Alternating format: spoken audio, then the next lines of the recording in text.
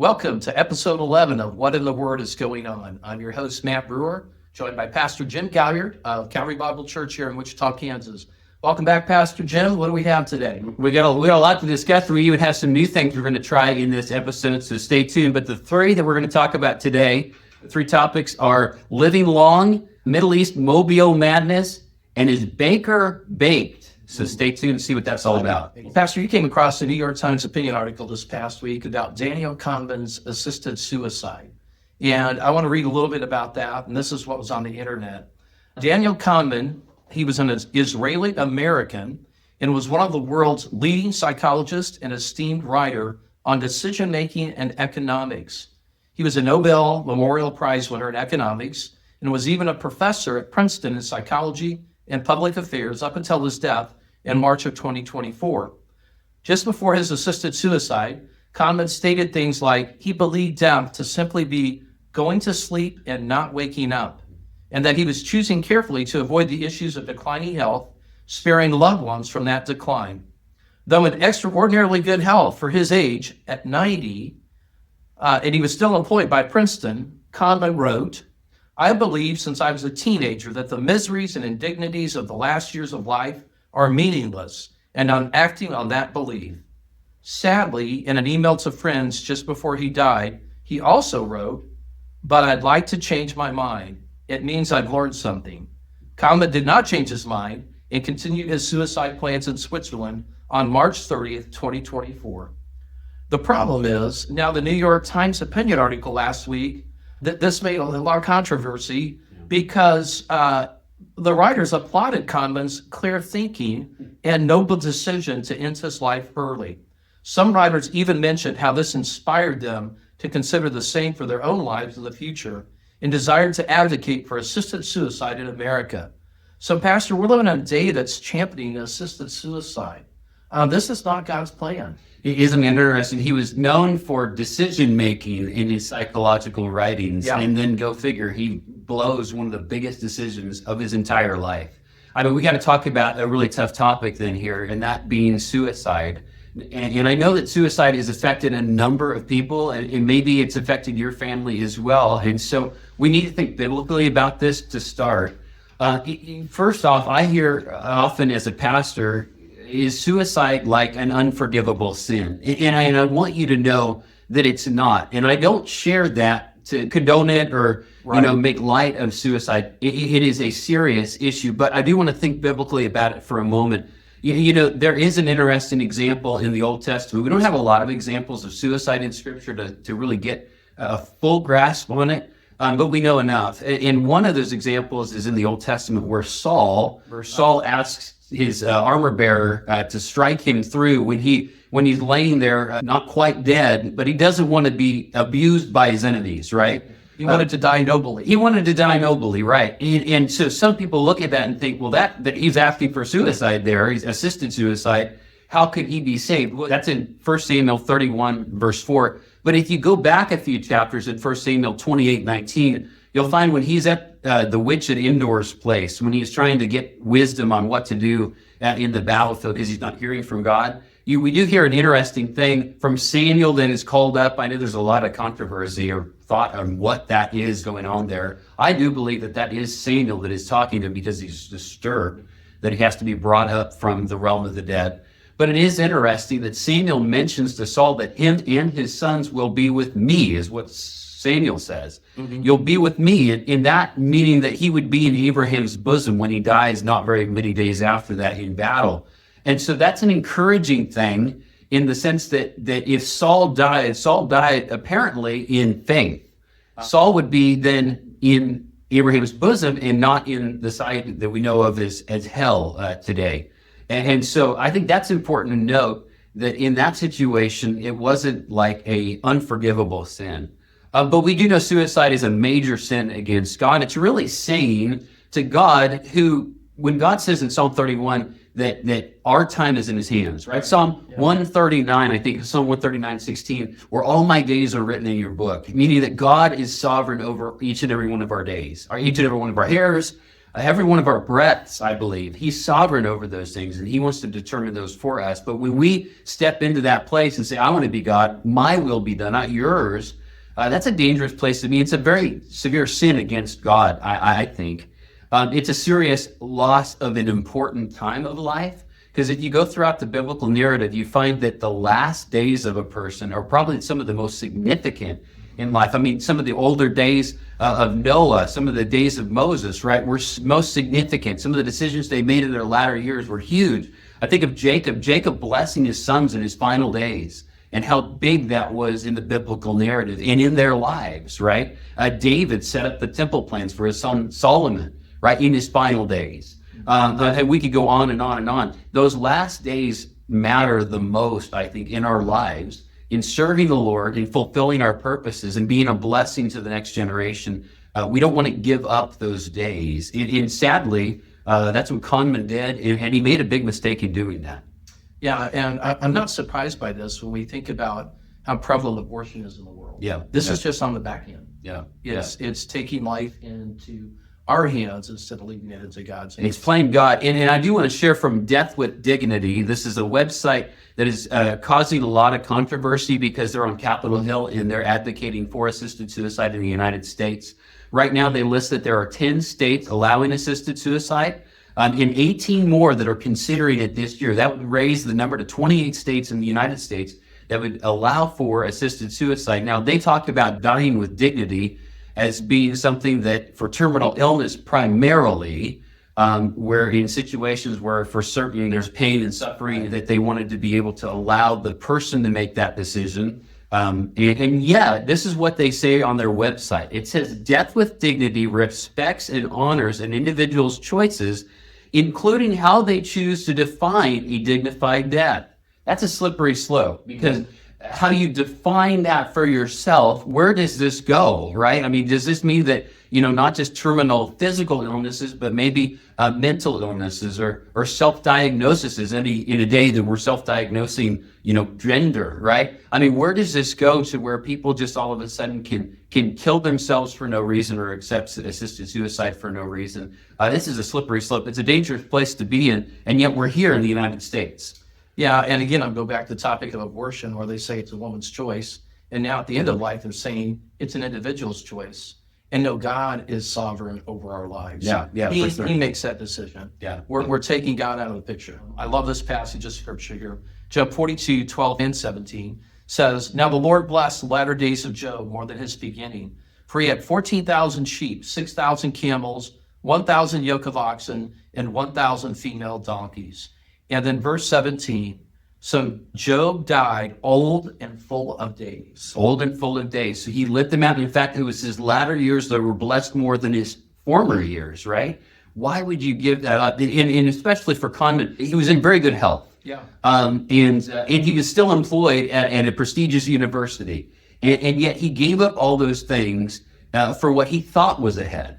Not what he knew to be true necessarily, because he had no truth. If he thought of death as just falling asleep and not waking up, he obviously did not know truth. He did not know the Lord. And it's sad because, there could have been some of the better things that he could have provided to the academic community. We don't know, and now we just for sure don't know because he took that into his own hands. What a selfish act. Yeah. And that's what suicide is. It's one of the most selfish acts, selfish sins that anyone could do, saying that I know better than God or I know better than any other person. And often the people that are left with the pain are those that are left behind, right? I want to remind people of James 1:12, which talks about the crown of life. The crown of life being a crown that we should endeavor to look for. It says, Blessed is the man, verse 12, who endures temptation or trial. For when he has been approved, he will receive the crown of life, which the Lord has promised to those who loved him. We talk about the crown of life around the church, and that is for those that endure trials, endure suffering, endure pain, and they do it for the Lord, and they follow his plan. And as they do, they're promised the crown of life in glory. It says, as they're approved, or when they're approved. And that's when we go to be with the Lord, and we've suffered well. I know sometimes we say that we've suffered well. Then we're going to be rewarded for that. And Paul says clearly in 2 Corinthians, these light momentary afflictions are producing an eternal weight of glory that can't be even comprehended. And so I think we need to keep a right view of trial and suffering, knowing that there's rewarding that's coming. And so we don't want to miss out on what we potentially lose by cutting that short. And so there's a lot of biblical ramifications to this assisted suicide topic or taking matters into our own hands like that. We want to honor the Lord with our days and do his will, not our own. And I tried to have an attitude of Paul. I suffered a lot the last 4 or 5 years, and I tried to have Paul's attitude, where he said to be absent from the body is to be present with the Lord, and that's what we're longing for. But life is ministry. Yes. And he said, I still have life, and so I still have opportunity for ministry. Yeah. And I deal with chronic pain, chronic back pain. The folks around Calvary Bible Church know that I've had 3 brain surgeries and 3 back surgeries in the last 4 years. Yeah. And I've come through that. No cancer, some disabilities as a result of it. But I can remember people asking me, do you think God gave you a second chance? And it's like, no, I think my best days are the ones in front of me. I think God's not done with me yet. You remember when Jesus was at the well, talking to the woman at the well, and his disciples are going to get him food.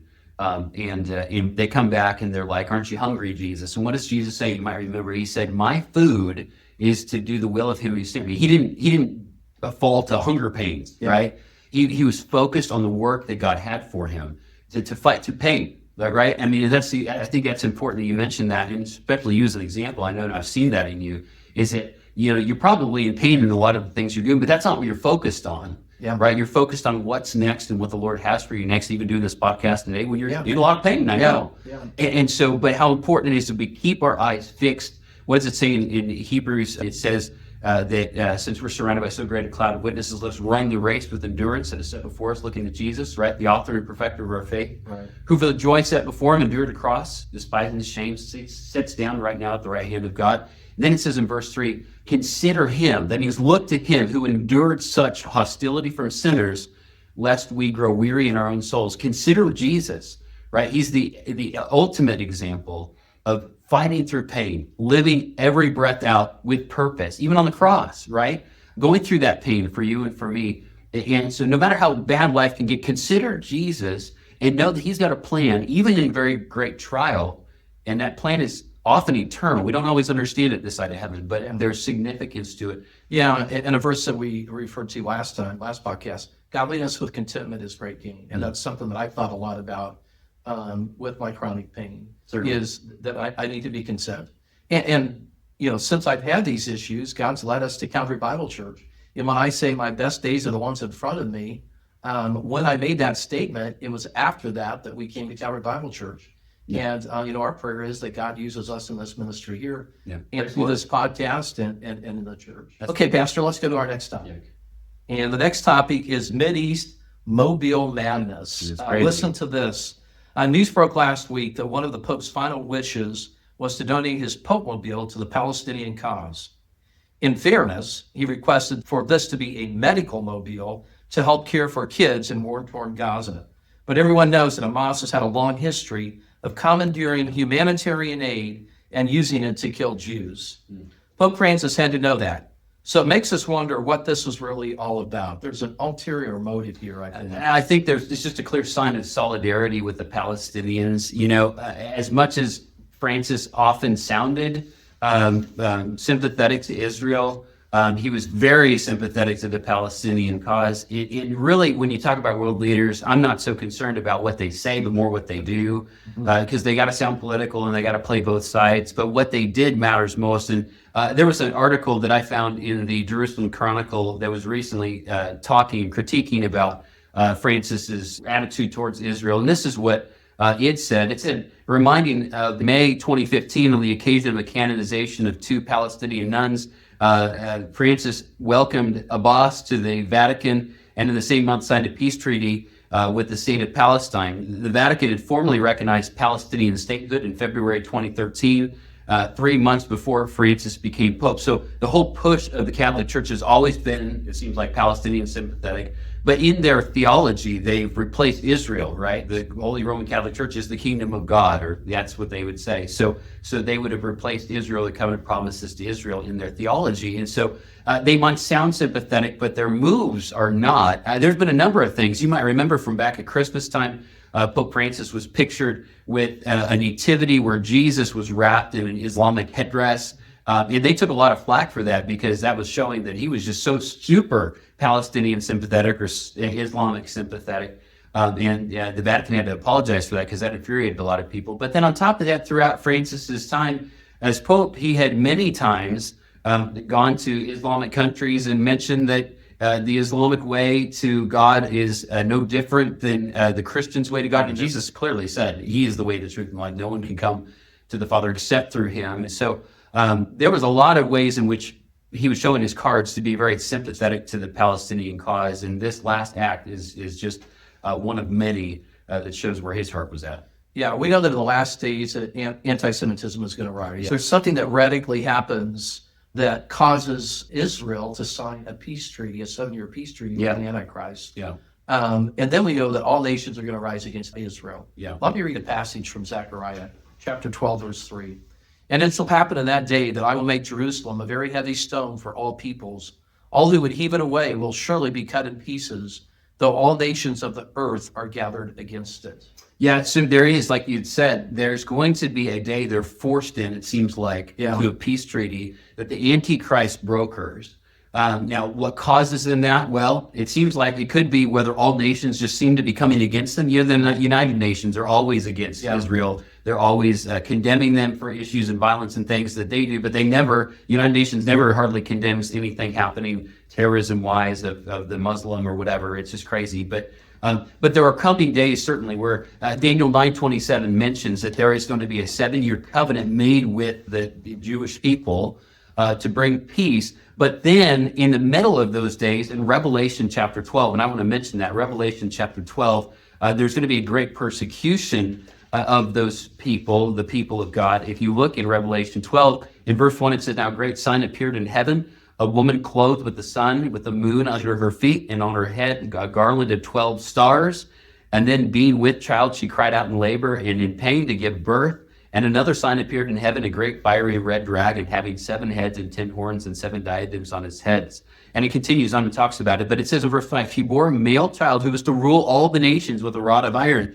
And her child was caught up to God and to his throne." That's interesting. So we're getting kind of an overview of some of the dynamics here that happen in the book of Revelation. There was this woman that has 12 stars on her head, which represents Israel. That's pretty clear, right? The 12 tribes of Israel, sure. And then there would be a male child that she would bear that would rule the nations, right? But he was caught up to the throne. So we're seeing a picture of Jesus clearly, right? But then you get to the end of the chapter, or closer to the end of the chapter, and it mentions in verse 13, "Now when the dragon saw that he had been cast to the earth, he persecuted the woman who gave birth to the male child, but the woman was given 2 wings of a great eagle, that she might fly into the wilderness to her place where she's nourished for a times and half a time from the presence of the serpent." That's 3.5 years, right? The 1,260 days that are mentioned up prior in the chapter as well. And so the devil wants to persecute the woman the final 3.5 years of this world as we know it.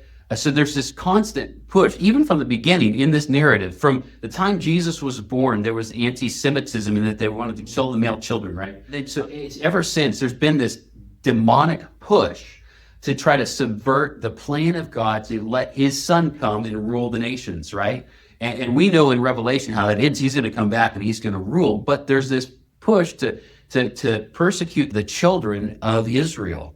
And so we see that's what's going to happen in the last days. It's no surprise that we see campuses aflame with anti-Semitism. We see the United Nations against Israel. We even see, again, religious orders like, the Pope doing things that are more Palestinian sympathetic, harboring and funding literally terrorists, helping terrorists out that want to see the undoing of Israel. It's a dangerous time to be a Jew. And you would ask them in most places, unless they're in Israel, they feel very vulnerable. And one of the things that's sweeping into churches today is replacement theology. Yeah. And the church needs to stand with Israel. We do. And replacement theology is anti-Semitic. It is. And it really comes from Satan. It does. And just as you read in those passages. But we need to stand with Israel even when we don't understand their unbelief. Because Scripture tells us to do that. Yeah, Ezekiel 38 talks about that. I think we'll have you look up Ezekiel 38 because Ezekiel 38 is a last days dynamic, last days battle that shows God's heart towards his people, his covenant people. Ezekiel 38, starting in verse 8, "After many days you will be visited, In the latter years you will come into the land of those brought back from the sword and gathered from many people on the mountains of Israel, which had long been desolate. They were brought out of the nations, and now all of them dwell safely. You will ascend, coming like a storm, covering the land like a cloud, you and all your troops and many peoples with you. Then I'm going to skip down to verse 14. Therefore, son of man, prophesy and say to Gog, thus says the Lord God, on that day when my people Israel dwells safely, will you not know it? Then you will come from your place out of the far north, you and many peoples with you, all of them riding on horses, a great company and a great army.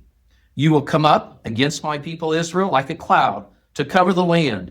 It will be in the latter days that I will bring you against my land, so that the nations may know me when I am hallowed in you, O Gog, before their eyes. And then I want to also read verse 23.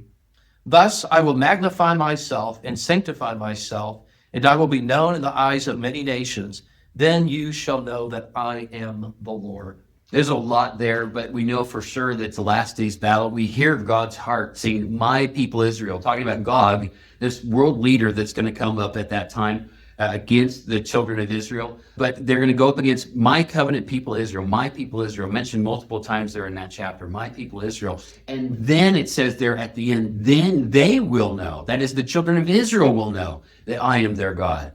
Right? So God calls him his own children, his own people, before they come back to him and believe.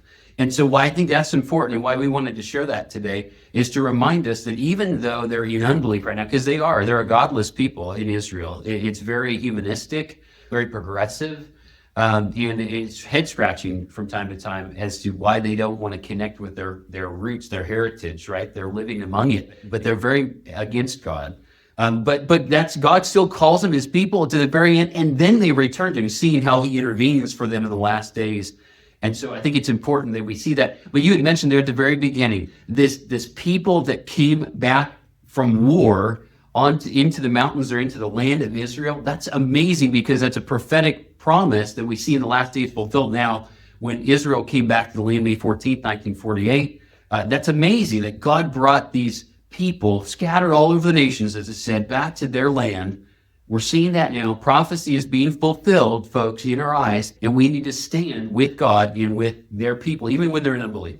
Genesis 12, 1-3 says, I will bless those that bless Israel and curse those that curse Israel.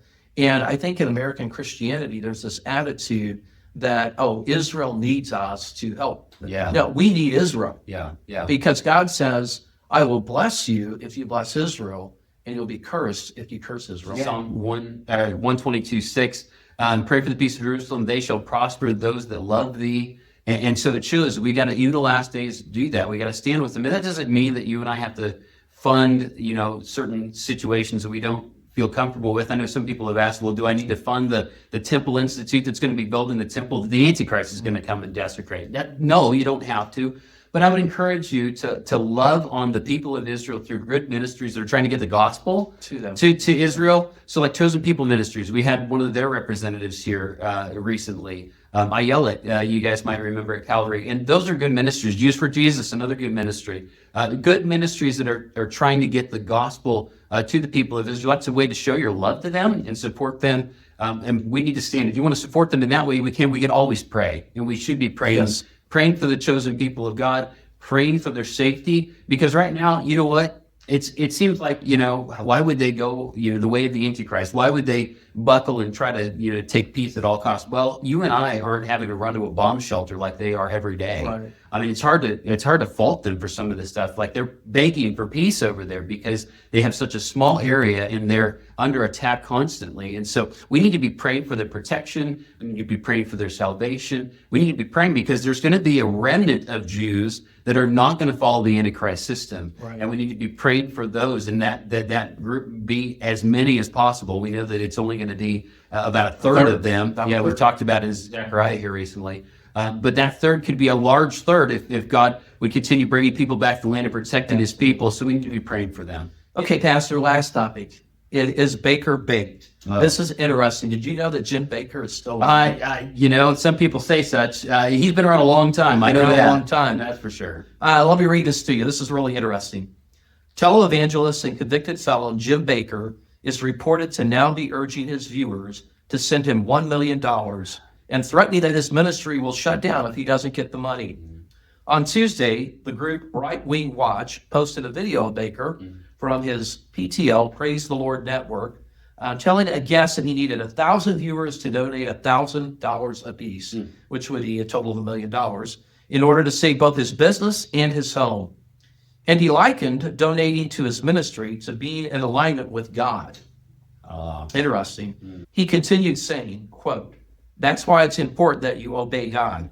And I need about 1,000 people that will give right now. Maybe not give $1,000, but you can give $100. And I want you to mail it in right now." Bakker was previously indicted on federal charges of mail fraud and wire fraud in 1988, with the DOJ alleging that the money used to build a theme park called Heritage USA had come from Bakker's defrauding the audience. The 85-year-old televangelist was ultimately found guilty and sentenced to 45 years in prison. Though his sentence was reduced to about 8 years, he was eventually released in 1994.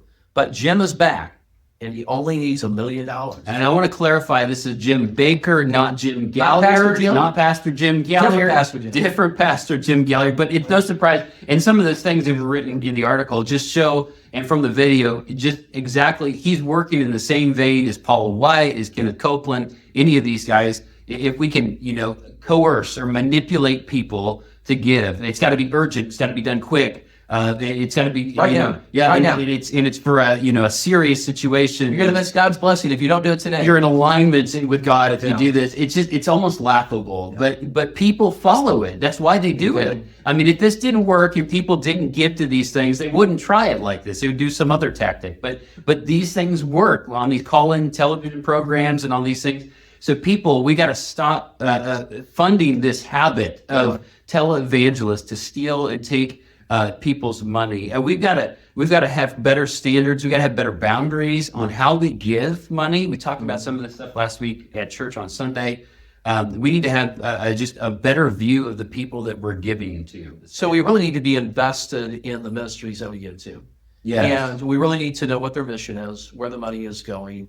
There's overhead costs and fees with every organization. Sure. But how much of that is actually going to, how much of your gift is actually going to what they say it's going to? Right. And the only way to know that is to really be invested in that ministry itself. So when we give, we like to give to things that we're actually a part of. Yes. Yeah. And, we're part of a few different ministries. No. And so we're physically invested in those ministries, either by volunteering or me serving on the board, or whatever it is, but we know where the money is going. I was even thinking about this topic and the need for our monies to go where it's needed most. Yeah. And right now, there is a huge effort in Islam to overtake, some of you guys have been hearing about this, to buy up old church buildings and take kind of dominion over church buildings and things like that. And starting new mosques. And so there's a number of new mosques, especially in the Midwest, and many of us have been hearing about it in Texas, where there's just so many mosques that are popping up now. And I just ask, why aren't there more churches? I was talking to a well-known pastor here in town, here not too long ago, that had mentioned that just surveying Wichita, statisticians looking at Wichita believe that the church in Wichita is underserving the population by about a third.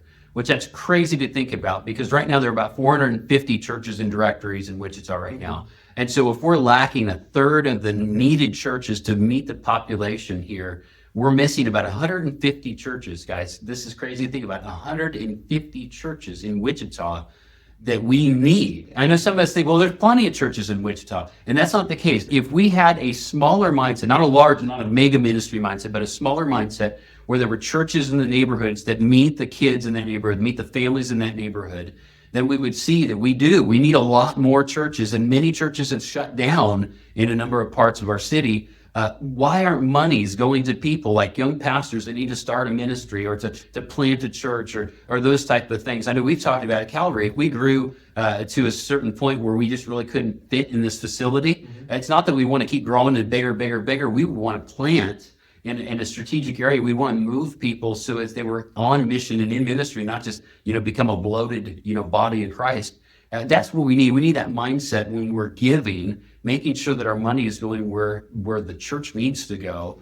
And so don't send it to Jim, send it to, somebody down the block, maybe a ministry that needs, or get involved in a ministry that you can connect with and be a part of so that you see the pastor, you see the fruit of the ministry. It's such a key thing. This is ridiculous. I tell you, those people that are really sad and tired of hearing this stuff, I am with you, but don't give up. That doesn't mean because we keep hearing about all the bad things that there aren't some really good things going on. Stay encouraged because there is ministry that is really good that's going on, but needs our support. Absolutely. Yeah.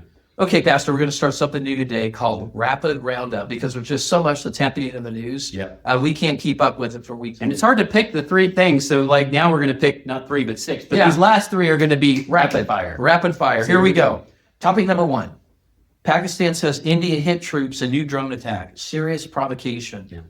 Pakistan's army spokesman accused India of hurting 4 soldiers in a drone attack near Lahore, an incident he described as serious provocation, and one that is further escalating the unfolding conflict. India sent drones to multiple locations in Pakistan, and 12 were shot down, said Lieutenant General Hamid Sharif Shadri, spokesman for the Pakistan Armed Forces, in a briefing this past Thursday. But he said one drone broke through and had managed to engage a military target near Lahore, partially, leading to the soldiers' injuries. He also said one civilian had been killed and another hurt by falling debris in the southern Sindh province.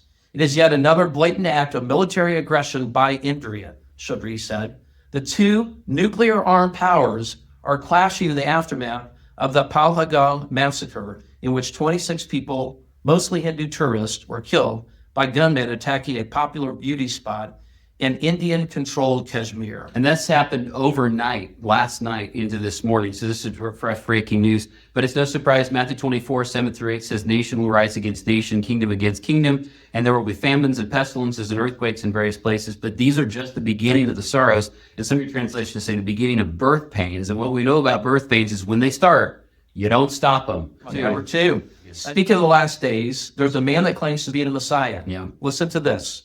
Second, rapid roundup points. A new figure with hundreds of thousands of followers named Hashim al-Sadiq is making bold claims, saying he's the successor to Jesus, Muhammad, and Peter. Some are calling him the Antichrist. A very dark figure, al-Sadiq wears a black beanie and speaks a judgment on those who don't accept his ministry.